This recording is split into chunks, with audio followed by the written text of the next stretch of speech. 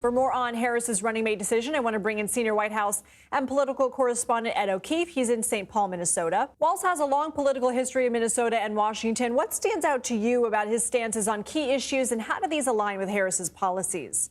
This is where the governor's been staying.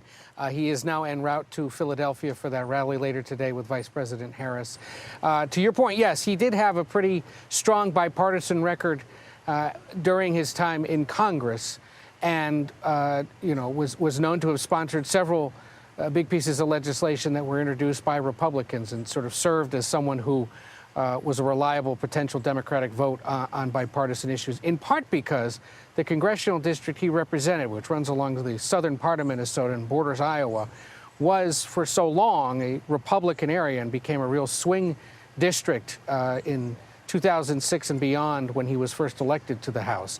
This is somebody who, as a Democrat, was being reelected in presidential years by more than the Democratic presidential nominee was on the ticket, a sign that he had crossover appeal and maintained that. Now, when he got around to running for governor in 2018, in the wake of, for example, the big shooting, remember, in Las Vegas that killed more than 50 people, it was then that his politics on issues like gun control began to shift. He donated all the money he'd received from the NRA to a veterans group. He began to support things like universal background checks, even though he has a history from a young age as a hunter and a gun owner.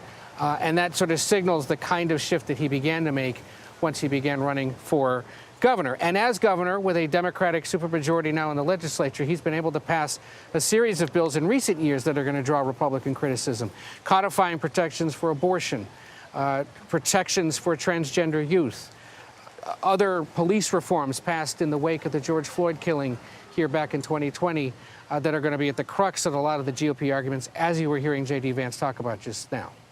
Another one is going to be the aftermath and the protests following the murder of George Floyd. Walz was governor of Minnesota during that time. Remind us his response to those events and how it was perceived. So remember that there were riots in Minneapolis and here in St. Paul in the wake of that killing. The mayor had made a request for National Guard to be deployed into the city. The governor took about an extra day and a half or so to do so, and only after some of the most violent and destructive incidents of those riots. It led to a state Senate Republican report that criticized how he responded. The governor wrote that off as an election year gambit.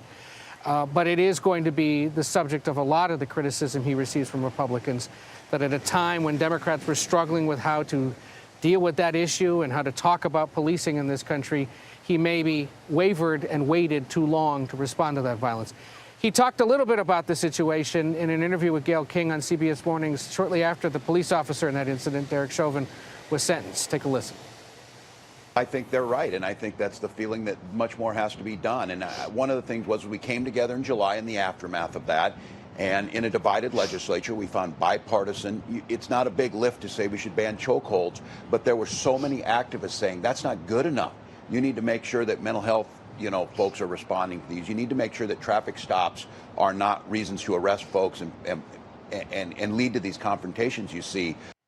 So he's referring there, Lindsay, to legislation that was passed a few months after George Floyd's death that banned chokeholds, created a team to provide mental health services for police officers, provided $3 million more in police training at a time when there was talk about defunding the police.